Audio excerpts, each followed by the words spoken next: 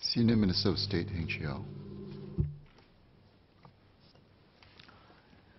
Mr. Speaker, sir, thank you for allowing me to join this debate.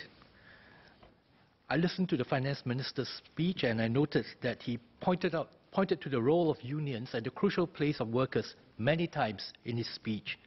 And indeed, when he visited ST Engineering yesterday, he made the same point again. Therefore, it is true that we must continue to put workers at the heart of all we do. And I thank Minister Heng Chee for this. My fellow Labour MPs and I will speak up for the different segments of our working population. The common point that we want to make is that every worker matters to the overall good of our economy, our society, and our country. I will focus, as I've done over the years, on the mature working population, and I will frame the context of my speech by making 2 points. First, we are running into predictable and predicted headwinds as far as economic growth is concerned because of population and workforce trends. And if we do nothing, our ability to generate national wealth, to invest in the future, and to fund welfare for the present will face problems, and inequality in our society will grow. And it is therefore crucial that we focus attention in this debate on how we can continue to grow this national economic pie. Second, that by taking the right coordinated steps, we can turn threat into opportunity, continue our ability to grow economically, and cohere better socially. And this is the practice of social and economic defense. For a few years now, we have been reminded that the local workforce in Singapore will plateau from around the year 2020, which is just next year.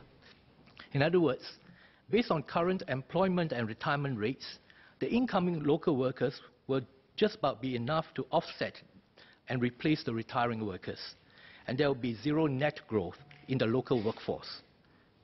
So one may ask, so what if that happens? Well, GDP growth is a sum of the growth of productivity and the growth of manpower. Thus, if manpower growth component becomes zero, then GDP growth, which is how national resources are ultimately generated for use to care for Singaporeans, can only come from productivity growth. So you have productivity and manpower, and if you get zero on the manpower side, then it is like flying a plane with one jet engine shut down. Now, obviously, we would do better not to let that manpower growth become zero. The question is, how do we do that? Where do we get the manpower from? One way of looking at it is that we have 4 manpower taps. The first one would be school leavers coming out of school, entering the workforce. But who are these school leavers? To all intents and purposes, these were the babies born about 20-odd years ago. So whatever those numbers are, it was already preset about 2 decades ago. The second source is indeed productivity, and that is done through better work organization, better design, technology, equipment, and skill sets. And this is exactly what industry transformation is about. By becoming more productive, the same number of people can create more value through the work. And this is very important, and it is the other jet engine to fuel our growth. The third source is foreign manpower. About 1 in 3 persons in Singapore's workforce is a foreigner. It is obvious that we have to judiciously manage the size, the mix, and the growth of this manpower source so that while we benefit from their important contributions, Singaporeans have a fair go at opportunities and prospects at all times.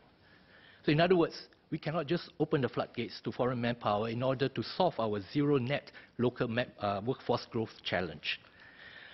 Therefore, we have to look very carefully at the 4th tab. And the 4th tab is, how do we make best use of our local population in the working ages, both those currently in work as well as the latent pool waiting to be activated for work. Mr. Speaker, sir, prolonging the work years of those currently working was precisely the reason why I called for tripartite discussions to review the long-term retirement and re-employment ages in the budget debate last year. And I'm grateful that the Ministry of Manpower has convened a tripartite work group on older workers to review the retirement and re-employment ages and to consider adjustments to the CPF contribution rates for older workers. The work group has been carefully considering these important and difficult topics, and there is much work ahead. I'm also grateful to the Finance Minister for extending the Special Employment Credit and the additional Special Employment Credit so that mature workers' cost effectiveness continue to be reinforced. There is more, however, that we can do besides reviewing the retirement and re-employment ages in order to get the best of our mature working age population. So when Singapore started industrializing in the late 1960s and 1970s and our economy needed manpower, that posed a challenge as to where that additional manpower would come from. At the same time, that challenge also offered an opportunity for households to increase their incomes and living standards, and for women, the Singaporean women, to become more financially resilient. There was a hurdle, however. Many women at the time were full-time housewives, having to look after the children at home, while their husbands worked to provide for the family. How are they to go to work? Who is going to look after the children? So the basic transformation then was the scaling up of childcare provision. Parents could then entrust their children to childcare in an affordable and accessible manner. That liberated the women from being stuck with no choice to being able to choose to work. At the same time, the economy got the additional manpower it needed. The country grew its wealth and could better afford to invest for the future and to care more for those in need.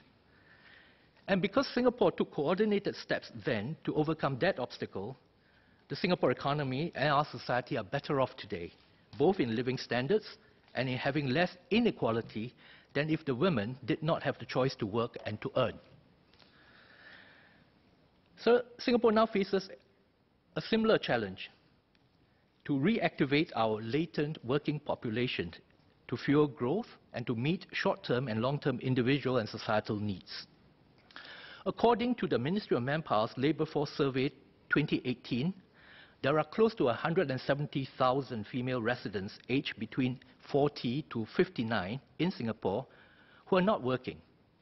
And of these, around 1 in 5, or around 33,000 of them, cited caregiving to family members or relatives, excluding childcare, as the main reason for their not being in work. Now, 33,000 is the equivalent of 1 year's birth cohort. And if you add to that caregiving that is cited as a secondary reason for the rest of that 170,000, net of the 33,000, citing caregiving, excluding childcare as another reason, important reason for them not working, then you are really talking about very substantial numbers. This leakage of national potential will grow as the Singapore population ages further and more caregiving needs emerge within families. At the same time, companies across many industries are facing a tighter labor market and crying out for manpower to meet the needs. And I think many members of the House spoke about that just now. So there is a structural mismatch between the supply of and the demand for manpower. And it is not just a technical problem, because there are profound social and financial consequences for the individual, the family, the economy, and the country if a large and growing pool of middle-aged Singaporeans is unable to earn their immediate upkeep and to provide better for their retirement needs. This will then fuel inequality and it will erode social cohesion. The question then is, how do we turn this socio-economic threat into a dividend that would benefit all? A 2017 survey by NTUC's Youth Family Secretariat of 529 stay-at-home women aged between 25 and 54 found that 2 in 3 of them were keen on returning to the workforce if only suitable part-time or flexible work arrangements could be found to allow them to balance between earning an income and undertaking caregiving. It is therefore clear that in order for this pool of latent workers to be activated, we need 3 key breakthroughs. Firstly, we must establish what are the requirements for accessible, affordable elder care provision in the community so as to relieve these 33,000 or even more caregivers to be available to undertake work, or at least part-time work, if not full-time work. Current capacity build-up and funding plans for such provision, be it for senior activity, senior day care, or live-in care, is mostly predicated on the expected health and social needs of senior care recipients. Considerations of how to relieve and liberate their caregivers to be able to choose to work are not central. So this review must look at that and must also consider whether the funding model for service provision can ensure that supply is sustainably built up at the pace that is required. And here I want to also borrow the point from Ms. Denise Phua earlier when she spoke about how do you help VWOs to become even more financially viable and so on as they undertake the important work. Because many of the providers in that sector, in the elder care sector, are indeed VWOs and social enterprises and so on. So the sustainability of the funding model is actually very critical as we scale it up. So secondly, assuming that the effort to provide that care and to relieve the caregivers succeeds, then where can they find work and what work can they find? And this is a critical question because if the supply of manpower is increased without a corresponding increase in the demand for manpower or increase in the absorptive capacity, then you don't solve the problem. In fact, you will up the frustration and you will just increase the unemployment rate. So earlier, I pointed to the U Family survey that showed a high proportion of caregivers wanting part-time or flexi work. This also means that if more companies have such options for their workers, many more of those who had to quit to care for family would have been able to stay on in work, thus continuing to earn and provide better for the immediate and longer-term needs, and also supplying that manpower on a continuing basis to the companies. But when we look at the Singapore labour market, it has long been based on a primarily full-time staffing model. Comparisons of full-time employment rates for mature workers of age between 55 to 64, comparing Singapore with the OECD countries, it places us about the 10th position with respect to our full-time employment rates for this group, 55 to 64. But when we look at the part-time comparisons, then we go down to 23rd place, comparing with the OECD countries. This is in 2017 figures. So this tells us that most Singaporean companies may not have yet learned how to ably utilize and integrate part-time and flexi work options into their mainstream manpower model, or are also perhaps unwilling to do so. And this is so despite years of promoting flexi work arrangements by the tripartite partners at both national and company levels.